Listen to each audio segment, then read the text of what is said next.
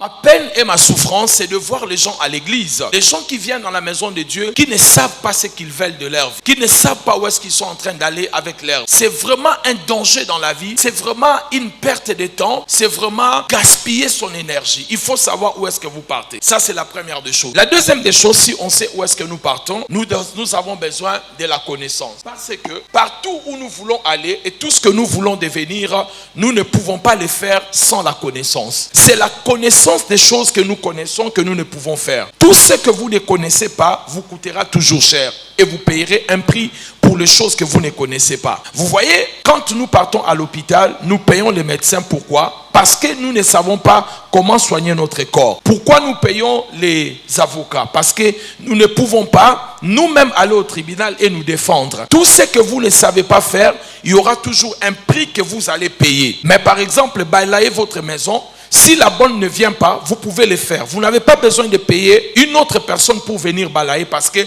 vous-même, vous savez comment balayer.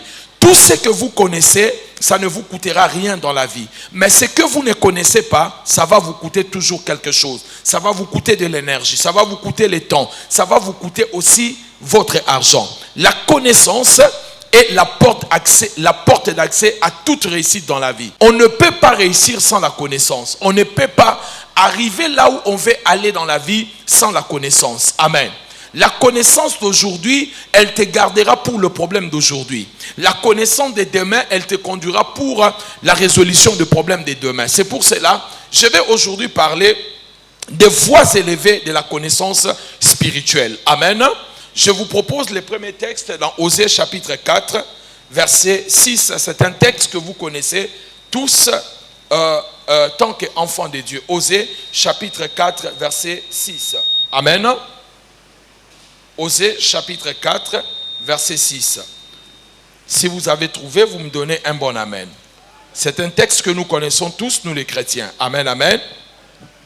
La Bible déclare, « Mon peuple est détruit parce qu'il lui manque, dis-le bien, mon peuple est détruit parce qu'il lui manque. » Pourquoi le peuple de Dieu est détruit? Pourquoi? Je veux que vous remarquez, ce n'est pas le peuple de Satan. Je veux que vous remarquez que c'est le peuple de Dieu. Ici, Dieu lui-même est en train de parler de son peuple, de peuples qui sont censés être bien. Mais ce peuple de Dieu était en pleine destruction, pas parce qu'ils avaient péché, pas parce qu'ils n'avaient pas d'argent, parce qu'il leur manquait la connaissance. Ça sous-entend, partout où il n'y a pas la connaissance, la première des choses qui arrive, c'est la destruction. L'ignorance produit la destruction dans la vie de chaque personne. Tout ce qu'on peut faire contre vous dépendra de votre ignorance. Tout ce qu'on peut faire contre vous dépendra de votre ignorance. Lorsque vous connaissez, on ne peut pas jouer avec vous, on ne peut pas s'amuser avec vous parce que vous savez que dans telle situation, les choses ne se passent pas de telle manière. Face à tel cas, les choses ne doivent pas se faire de cette manière parce que vous connaissez. Et la Bible montre le mariage entre la destruction et le manque de la connaissance. Partout où il y a un manque de connaissance, dans un domaine précis, il y aura la destruction. L'erreur des chrétiens et la plupart des gens, ils veulent commencer les choses sans pour autant acquérir la connaissance de ces domaines-là. Quand on veut devenir un médecin, la première des choses, on vous envoie à l'école. Pourquoi? Pour acquérir, accumuler la connaissance de ce que tu veux devenir. Tu ne peux pas opérer à cette dimension, dans cette dimension-là, si vous n'avez pas acquis la connaissance de cette chose-là. Vous voulez commencer les affaires de l'huile, vendre de l'huile, mais vous ne connaissez rien sur l'huile, ça ne marchera pas. Il faut étudier la conservation d'huile, comment on achète l'huile, comment on expose l'huile. Vous voulez commencer le business des diamants, il faut savoir comment on fait le business des diamants. Sinon, on va vous vendre des bouteilles cassées.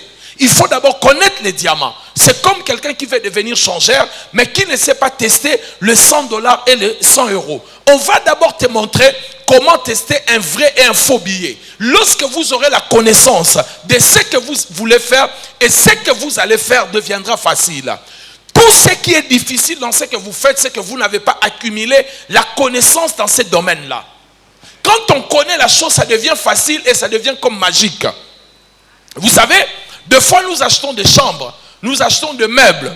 Quand vous me donnez, même avec le papier, je peux commencer aujourd'hui jusqu'à demain, je ne pourrai jamais monter un meuble. Parce que je ne maîtrise pas cela. Mais il y a des gens qui ont tellement étudié cela, quand ils arrivent, ils peuvent monter le meuble rapidement. Dans une journée, le gars te monte le meuble et tout est réglé. Ça devient comme magique. Parce que la connaissance rend les choses faciles. L'ignorance rend les choses difficiles. Il faut les noter. Il faut les noter. Amen, amen. La connaissance rend les choses difficiles. La connaissance rend les choses faciles. L'ignorance rend les choses difficiles. Amen. Qui m'a dit amen? Donc ici, quand vous continuez ces textes, vous serez étonnés parce que nous lisons très souvent que la première partie de ces textes, le verset 6. Mais quand on continue, la Bible dit, mon peuple est détruit parce qu'il lui manque la connaissance. Puisque tu as rejeté la connaissance, je te rejetterai. Dieu promet de rejeter l'humain parce qu'il a rejeté la connaissance. Quand on rejette la connaissance, Dieu vous rejette. Et Dieu continue encore à dire, pas seulement il va vous rejeter, il dit tu seras dépouillé de mon sacerdoce puisque tu as oublié la loi de ton Dieu. Voyez que Dieu peut vous retirer du sacerdoce juste parce que vous n'avez pas la connaissance. Amen. Dis amen bien. Je vais bien l'entendre ton amen. Un amen plus fort que ça. Est-ce que je me fais comprendre? Voyez-vous, mes bien-aimés dans le Seigneur, la connaissance est la chose la plus importante qui existe. Et parmi les caractéristiques de la connaissance, je vais en parler tout à l'heure et ça va vous faire beaucoup de bien. Vous allez comprendre que la connaissance n'est pas l'information. Je vais vous expliquer cela et vous allez comprendre que la connaissance n'est pas l'information. Amen. Église, donnez-moi un bon amen s'il vous plaît. Donnez-moi un bon amen, Église. Alléluia. Alléluia. Alors, il faut déjà savoir que l'une des choses longtemps qui a été cachée, c'était la connaissance. La connaissance a toujours été cachée. Dans toutes les sciences ésotériques, elle cache la connaissance. Partout où vous partez, vous allez voir que la connaissance, depuis longtemps, elle était toujours cachée. Parce que celui qui accède à la connaissance obtient les ouvertures de portes spirituelles et commence à comprendre certaines choses. La connaissance, c'est les clés de la vie. Celui qui connaît, c'est celui-là qui a les clés et possède les clés de la vie. Alléluia. C'est pour cela, dans les sciences occultes, comme je disais, elles occultent plutôt la connaissance. Elles ne veulent pas que les gens puissent avoir accès à la connaissance. Même à l'époque, les droits, tout le monde ne pouvait pas faire le droit. Les droits étaient réservés pour certains peuples, des nantis, des gens d'une certaine catégorie. Regardez, quand on veut détruire un peuple, la première des choses qu'il faut faire, il faut retirer la connaissance au milieu de ce peuple. Parce que tout peuple qui est ignorant ne pourra rien faire dans la vie. C'est ainsi quand vous regardez à l'époque de l'esclavage, les colons ne voulaient pas que les Noirs puissent apprendre. Parce que la connaissance donne la lumière, je vais l'expliquer tout à l'heure. La connaissance donne la force d'agir, de se tenir face même au bourreau pour dire que je ne suis pas d'accord parce que tu commences à connaître et à comprendre les choses. Et quand vous regardez en Afrique du Sud, à l'époque de l'apartheid, qu'est-ce qu'on a fait? Il fallait empêcher les Noirs d'aller à l'école. En les empêchant d'aller à l'école, ils n'auront pas la connaissance. Celui qui n'a pas la connaissance ne peut rien faire. Et lorsqu'on veut détruire un continent, la première des choses, on retire la connaissance. Et c'est ce qui se passe avec nous au Congo. La connaissance a été retirée. Et regardez, il y a 30 ans passés. Et aujourd'hui, nous avons plus des abrutis et des idiots. Les émissions qui étaient intéressantes, comme Grand-Père par exemple, qui a connu l'époque des grands-pères, où il y avait un monsieur qui était... Vous n'avez pas connu cela? Oh! Vous êtes de quelle génération? Vous n'avez pas connu grand-père? Oh là là là. Bon, bref. Qui a connu Génie en herbe? Voilà.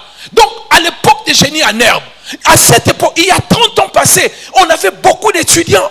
Les gens partaient à l'école. Mais regardez, avec toute la publicité de boissons, toute la publicité de musique, on a abrutit toute une génération. Et nous avons maintenant plus de fous dans la société que des gens intelligents. Et vous ne pouvez pas construire une société solide sans la connaissance. Donnez-moi un bon amen. La connaissance est la clé et la fondation d'une destinée réussie. Il faut connaître les choses qu'on veut devenir. Amen. Pour devenir médecin, on te dit tu dois connaître pendant 7 ans. Pour devenir avocat, tu dois connaître pendant 5 ans. Parce que la connaissance accumulée qui te donnera la qualification. Est-ce que quelqu'un peut me donner un bon amen?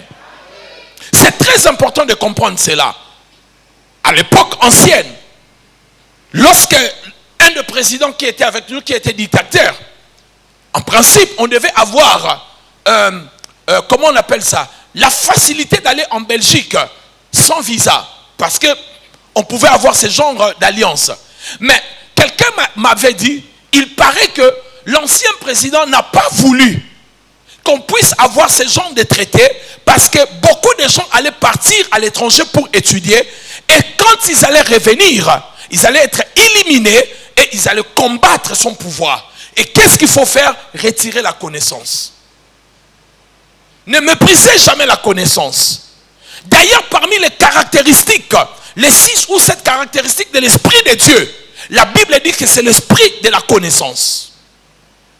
Le Saint-Esprit est l'esprit de sagesse, d'intelligence, de connaissance, de puissance. La connaissance fait partie de l'Esprit de Dieu.